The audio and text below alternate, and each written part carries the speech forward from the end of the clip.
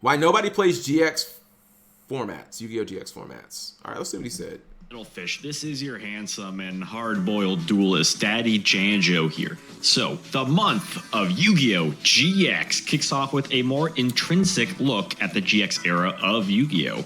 The second era of Yu-Gi-Oh! Was between mid-2005 through mid-2000. Hold on, by the way. I'm sorry, I have to get really, really technical here.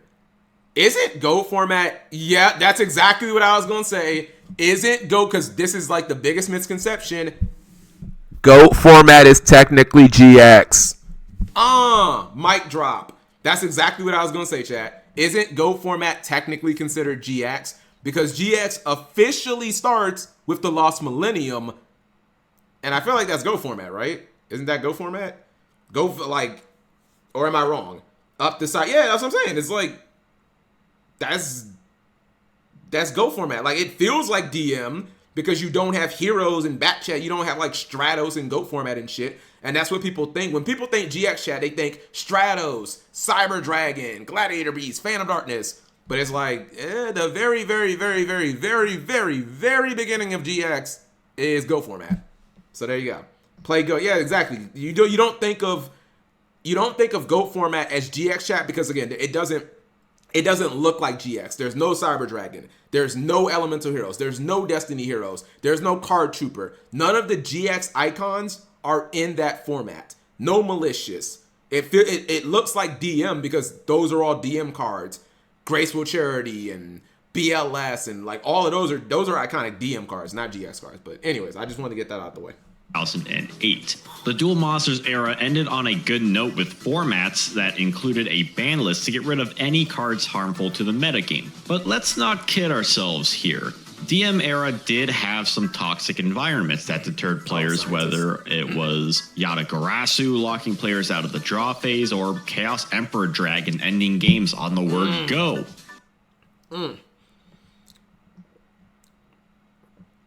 I actually am not as disgusted with Yata chat by card design. I just don't understand how they ever greenlit Chaos Emperor Dragon. Like I just cannot understand how they made Chaos Emperor Dragon and they were like, "Yep, this is a good card design." Or this is, even if you didn't think it's a good card, how could you just not instantly know it was broken? Like Siri, at least Yata, you could be like, well, Yata can't be special summoned. And it has basically no attack, so it can't beat over anything. And you have to do damage with it. And, you know, it eats up your one normal summon for the turn. So it might be kind of hard to pull off. But Chaos Emperor Dragon is like level 8, insane stats, doesn't require any tributes, summon it, wipe the entire board. For both play. Like, what? Anyways, GX didn't have anything too terrible for too long aside from one format that did get an emergency fix. So why does no one play GX formats on the same level as other eras of the game? Let's miracle dig a bit deeper. First off, we have to look at the anime. Yu-Gi-Oh's nostalgia factor is a strong reason for many to stick to the original series. Hell, my channel mainly focuses on that premiere period. But GX was a whole new world, a sort of reset for the game. Having a more light-hearted, comedy-driven series about a silly-sounding duel school compared to Takahashi's original work with more spooky aesthetic and Egyptian lore was stark to say the least. When did that happen? A work with more spooky aesthetic and Egyptian lore. Yo, when did this happen? This has to be like Yu-Gi-Oh! Season 0, so I've never seen that. Season 0, okay, I'm like, when the hell did a Tyrannosaurus actually bite a guy's head off? Or was stark to Daddy punished the man with a wicked heart. Yes.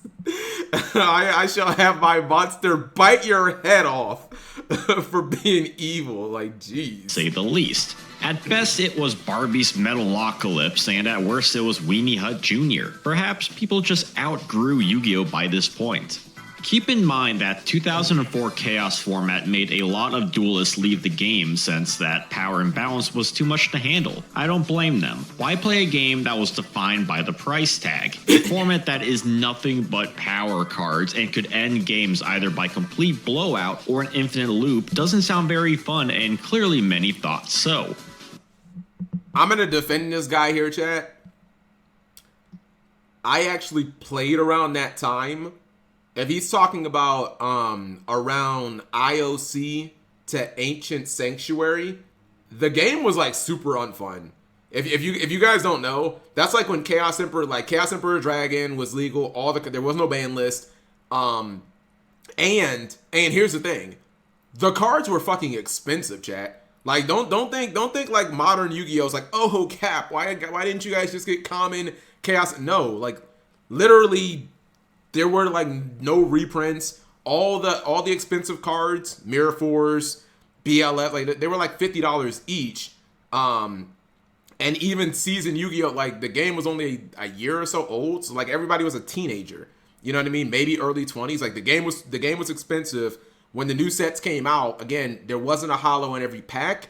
And when things like Chaos Emperor Dragon came out, it's like cool, player priority, just nuke the field. It was super unfun. Like, in my opinion, chat. That was my heyday. Yeah, I didn't, what's it called? 300 for, well, that comes a lot later. This is why a ban list was implemented in the first place. It would be about a year before duelists came back into the game to what fans refer to as GOAT format. The ban list and card pool of the summer of 2005 was crafted to the point where duelists would get... Also, online shopping. Yeah. That's another thing, chat. Is like, you guys can go on TCG Player right now and buy literally any card. Oh my god. And you can spend like 4 cents for a good Yu-Gi-Oh card, right? Like, just name a good card out of Dune, chat. Like, okay, maybe not necessarily 4 cents. But okay, well, yeah. Some of the you can buy like one of the Ultra Guys cards, like, oh, I need this specific, I need Malwis. You can go on TCG Player right now, spend 10 cents with $1 shipping, get an Ultra Geist Malwis shipped right to your house in like 3 days. You couldn't do that back then. Like, what? You had to go online trading forums and deal with sketchy people around the country that you might not know and you might get scammed. You know what I mean? Like, online wasn't nearly as sophisticated as it was now.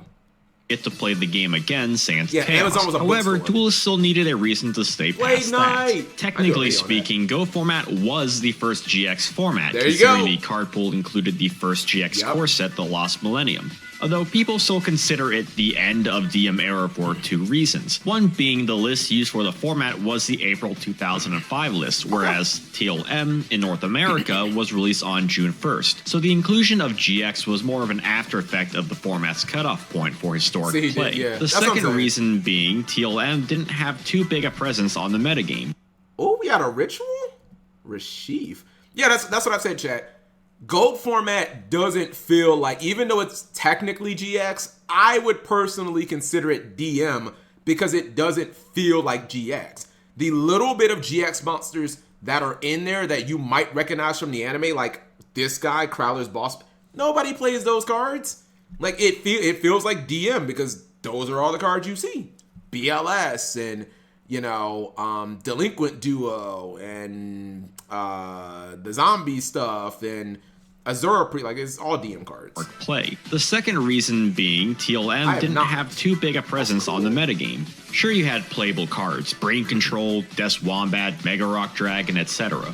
But a majority of the 60 card set just didn't cause any waves in the community. Only including 6 elemental heroes didn't help give off that GX vibe either. Yeah. Honestly, that was an ongoing issue with GX sets in general. Daddy Janjo about to break some hearts, but it's true. Yu-Gi-Oh! GX had only, I would argue, 2 fully fledged impact sets, and that were the final 2 sets. I mean, these sets were great. Okay, so the actual truth is, I think he's probably right, chat. Yeah, overall, even though there are loads of broken cards in GX booster sets, like you can look at Flaming Eternity, right, and be like, Cat, rescue Cat! But the set, because like Konami, you guys might not know, Konami also went to 60 card booster sets, chat. excuse me, instead of the standard 100. Did you guys know that, chat? That a lot of the GX sets are 60 cards, they're not 100. The other one that I was going to say is maybe Strike of Neos, but I bet you if I went through that, chat, I bet you that set's probably sucked too. Because I'm really just thinking of Ryza, and I guarantee you if I went through that set, I'd be like, this set sucks. It probably has like 3 good cards in it. So no, yeah, he's probably right, chat. The core booster sets in general, chat, were not very strong during the entire GX set. They just weren't that good. These 2 sets were insane. Like, this is power creep right here. Hello, Flower Gold Chairman. Thank you for the 100 bits. Hey, chat and Cap G. What is the title of this video we are watching? So, the name of this video, because I just realized I'm blocking it right now, is... Sorry. Why nobody plays Yu-Gi-Oh! GX... What, for older... what's it called? Why nobody plays Yu-Gi-Oh! GX formats. So he's kind of going over why, like, GX is not a hotbed for, like, older form. I love GX, though.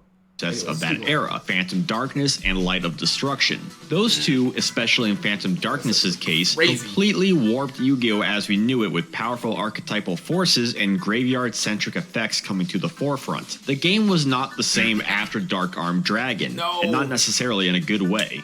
And if you're enjoying this video, go ahead and give it a like, and if you haven't subbed yet, then I feel bad for you. If you want to help this video and channel out further, consider sharing it around or support me via Patreon for as little as $2 a month. Even GX second set, Cybernetic Revolution, wasn't quite as revolutionary as you'd think. Yes, the Cyber Dragon archetype made a big splash with Cyber Dragon and the 2 fusion monsters, I'll give you that. You may have had a few other cards like Dragon's Mirror and Drillroid that weren't bad per se, yet a majority of the set didn't do anything to change the status quo. And you can continue this line of thinking with the rest of the GX sets, from Elemental Energy to Enigma Justice to Power of the Duelist to Gladiator's Assault. Remember, Gladiator Beasts were not too relevant on arrival. Contact fusions were a nice upgrade to the fusion mechanic, and Glads made great use of it, but you did have to wait until Light of Destruction for Gyzarus before the deck would become top tier. And that takes us to mechanics. Aside from Contact Fusion and Gemini monsters, GX did not introduce anything too noticeable to the game. To be fair, what exactly did you want? The extra deck was still the Fusion deck, and the effort GX did to improve Fusion monsters from what they once were cannot be ignored. However, from an outsider's perspective, given the span of time between meta-defining sets, what did GX offer that DM didn't give us? We got more useless cards in a series about kids going to an island to learn how to... I mean, to be honest, the only thing GX did distinctly over DM chat is I don't even know if this is provable. I was going to say that GX introduced the concept of archetypes, but would you say that Blue Eyes is the first archetype in Yu-Gi-Oh! Chat? Because I feel like Blue Eyes, maybe it wasn't done well, but maybe. Because, like, by Gravekeepers, maybe. That's not a... Was Harpies? Yeah, those are good. Yeah, Harpies was... Those are good answers. Because GX definitely made the game chat, like, archetype. I mean, there was still, like, a lot of hybrid decks, but you saw, like... It wasn't, like, Seto Kaiba. Well, you know what? Honestly, I would say Blue Eyes probably wasn't an archetype. Because Kaiba didn't play Blue Eyes the deck. He just played Blue Eyes and some support cards. Harpies probably so. But Maya also played Amazoness, so I don't know. Anyways, the point is, if you look at GX chat and you look at the characters, they don't just play a random assortment of cards other than, like, I guess Chaz Majume. Like, Jaden plays heroes. There you go. Cyrus plays roids. All his monsters are roids. You know what I mean? Zane kind of plays... Actually, no, he does play Cyber Dragons. But you guys get what I'm saying? You know what I mean? It wasn't like Bandit Keith where it's like, I play some machines and some other stuff, and the characters just playing fucking random-ass decks. You know what I mean? There was like themes, but not like full-on archetypes, I guess. To play a children's card. Harpy Ladies and Harpy Lady, at least in the TCG, they both came out in Metal Raiders. That's the second set. Harpy Ladies came out with Harpy Lady, Harpy Lady Sister, and Elegant Egotist. I think it was like 3 cards. But then maybe Harpy Queen came out during DM as well. Because I feel like I like pulled Harpy Lady Sisters when I was a kid. Card game. Summer 2005 was fun Destiny enough, the golden age of the game for many, but all good things must come to an end, especially if you see that the direction the game is going in is moving lateral at best. You look at the first full year of GX 2006, and you can see the shades of GOAT throughout. Konami was trying to shake off the chaos smell, yet they could only do so much since, like I mentioned, the card pool never undertook a drastic shift. 2007, about a year and a half into the era, was when you could tell there was being a distinct tone change. Yeah, chat. Oh my god, yeah. This video is actually really accurate, chat. He's making some good points. If you look at 2006 Yu-Gi-Oh! Chat, it still feels a little DM-y. But 2007, 2007's like Machines, Monarchs, stuff like Bazoo and Demise. Like 2007 is where it's just like, nope, we are not Gadge. Yeah, we are not DM anymore. Now it's just like all new stuff. No more chaos and the shit that you play in GOAT format. Well, maybe some of the staples like Mirror Force, but it just feels different. You see Cyber Phoenix and Cyber Drive. It just feels way different than DM. Thanks to cards like Card Trooper, Elemental Hero Stratos, and Diamond Destiny Dude, Heroes. Malicious. In addition, thanks to a plethora of ban lists up to this point, cards released in 2006 like Demise and Treeborn Frog saw more meta use in conjunction to the power cards of 07 to make a format that truly feels GX. Yeah. This is why when you do see people play GX formats, it's typically within this year. Trooper format through Perfect Circle format are ultimately what define GX over previous ones or even the few after. While these are fun formats in their own right, the issues I listed still come into play. GX at its best wasn't as nostalgic or as balanced as GOAT. It did include a new, big summoning mechanic like what 5Ds introduced, and less of an increased card pool of usable cards compared to the compiled pool of later eras the game would inherently see. All this is not to say it was a bad time for the game, as I mentioned, there being formats people... I'm also going to point out, and I know you guys... this might be something that you guys don't think is a big deal. Have you guys noticed? I'm really liking, chat, how almost always he uses the old card art, because I do that. I do the same exact thing in my videos. Like I'm not. If I need to show Cyber Phoenix, for example, I'm not gonna get a Cyber Phoenix from like, I don't know, whenever the last printing of, like, I'm going to use, more than likely, chat, I'm going to use the original like Enemy of Justice version, because I want to be as authentic as possible. And sometimes the cards look way worse. And I even have a freaking upscaler website that I use that I pay for, by the way. It's like, I forget. I think I bought a year of it for like $40 or something. I think it was $36 for an entire year. It's called like Upscaler or something. It's on one of my other browsers, but it's a tax write-off, I guess. Do enjoy playing. Paying for all the free websites that like they give you a limit. Like even that website, they let you upscale. Because think about, like, in some of my chat, how many card images has this guy used in this video? Probably like 40. You know what I mean? Like, this is just me, but I upscale every single image, chat. Because like a lot of times on fandom or wiki, like, you'll get the card, but the images, I don't know. It's a personal. I upscale literally every single image in my video. It's just that compared to the before and after, Crisis, it was simply a consequence of not trying to stir the pot while at the same... Yeah, it's just sometimes, like, if you look at this Icarus attack, chat, like, it looks a little scuffed. Like, yeah, sometimes the old Yu-Gi-Oh! Cards, chat, the stock image that they have on, like, wiki is just, it looks so dated. You know what I mean? It looks so dated. We don't care about graphics. Kappa. Time not keeping said pot hot enough. Okay. That was you know what? Can I get a clap in the chat? That was a good video. And it was like, it wasn't even that long either. I like that. And it was pretty accurate. I don't think that people shouldn't like be scared off of playing GX. Or I guess the one point that I didn't agree with is, can we say definitively, chat, that like something like Trooper format is less balanced than GOAT format. Like, I don't know, man. People just think like GOAT format is the most balanced format in like history, and maybe it is, but I don't know. Like, what is the definition of like balance? Because if the definition is, oh, there's not that many broken GOAT format, there's tons of fucking broken delinquent duels legal. There's tons of broken cards in GOAT format. You know what I mean?